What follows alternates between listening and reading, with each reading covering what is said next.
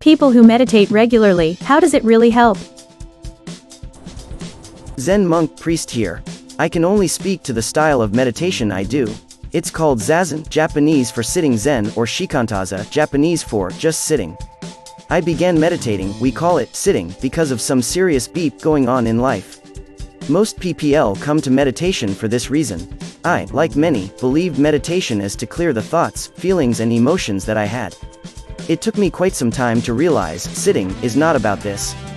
Rather it is realizing that just like the stomach digests food, the brain digests reality. We gotta plan our day, follow recipes, study, budget, and all the other tasks life has for us. The conditions in life are what give rise to the specific thoughts that arise.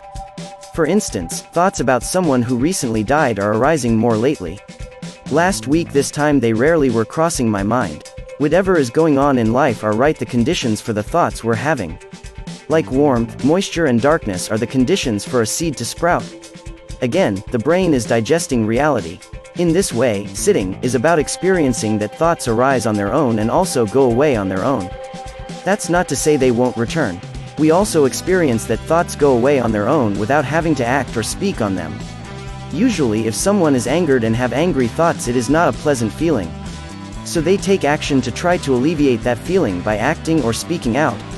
Sitting is an opportunity to feel and think anything really and just deal with the feelings and thoughts too. Here are a few recs. The Feeling Buddha by David Brazier, written by a psychotherapist. An unorthodox view of Zen. Changed my practice and made clear what Zen really is. Opening the Hand of Thought by Kosho Uchiyama. I love the title of the book, he coined the phrase. Quite demonstrative of what Zen is. Breaks down teachings wonderfully. He actually has a diagram of what meditation is, it's clarifying. 2 video instructions on meditation, my style of text instructions on meditation, my style of by the way, hit me up if you have any cues. I mean it. It very much has the feeling of cleaning off a dirty mirror. You can see things more clearly. I mean that in the way that there is an unmistakable clarity that comes from a regular meditation practice. Situations which seemed insurmountable don't carry as much emotional weight. There's much peace. My main practice is below. Tonglen meditation, sending and receiving. When you meditate you focus on the breath. And you breath in the suffering of the world, including yours, and breath out peace and joy, harmony back into the world. Life is suffering. And there is nothing we can do to change that. Through meditation we realize this, and we meditate to grow our sense of impermanence. That all things change, that nothing ever stays the same. And we become able to be calm and peaceful during these uncomfortable moments of suffering in our lives. It does not mean that you will become fully enlightened, or that suffering will leave you entirely. It means that at some point you will become to feel more connected to the whole, and less individualistic in terms of your struggles, and suffering. We all suffer. Suffering is universal. Probably the most advantageous part of meditation that I've experienced is dealing with difficult emotions, fear, anger, sadness. Emotions are pieces of us. They are small parts that make us up. We are not these things. And what I mean is that when we experience anger we have a tendency to say, I'm angry. Or, I'm sad. If we're a collection of all that makes us up, we cannot simply become an emotion. We experience these emotions. And once we realize that we can step to the side, and treat ourselves with compassion, because we are suffering.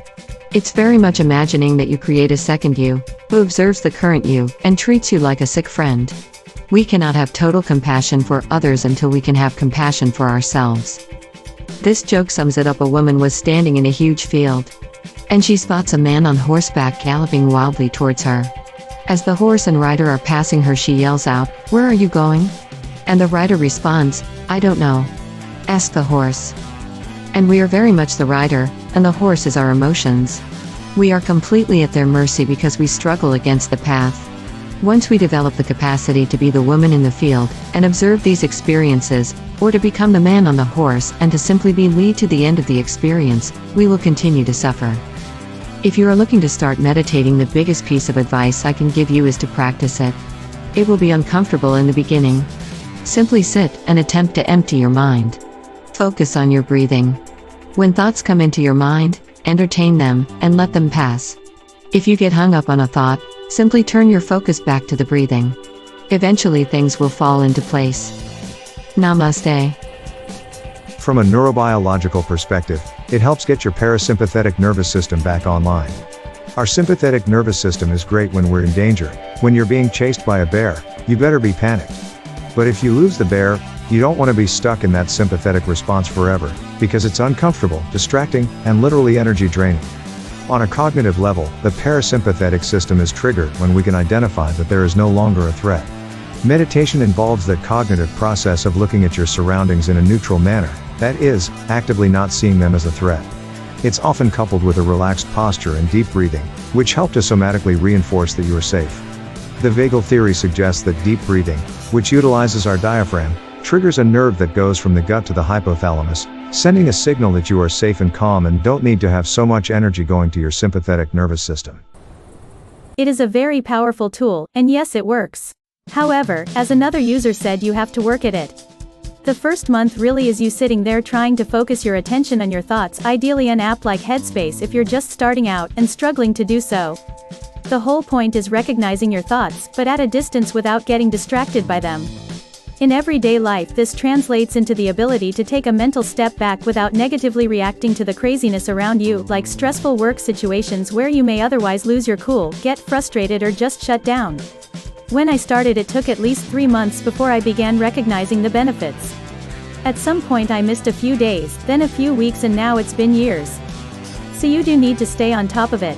That being said, once you become well versed, you can meditate just about anywhere and in any situation, even if it's just for small brief moments throughout the day. It changed my life, got me back to somewhere I could function as a better person. I noticed my middle schoolers, I'm a teacher, were a lot calmer. Students react to the vibe teachers send out. It helped a lot. I feel more grounded, less anxious. My inner monologue is calmer and a bit slower.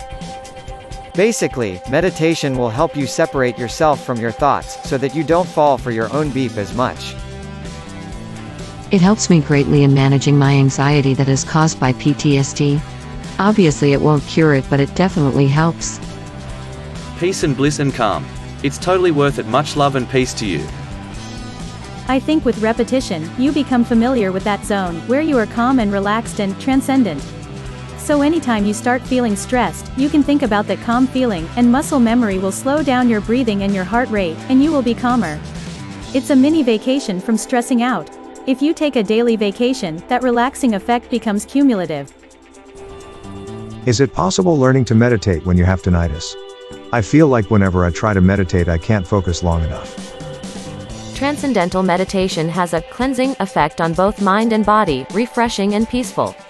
It's like taking a wet sponge to a classroom chalkboard, washing it clean, and drying it with a soft towel, refreshing it for new purposes.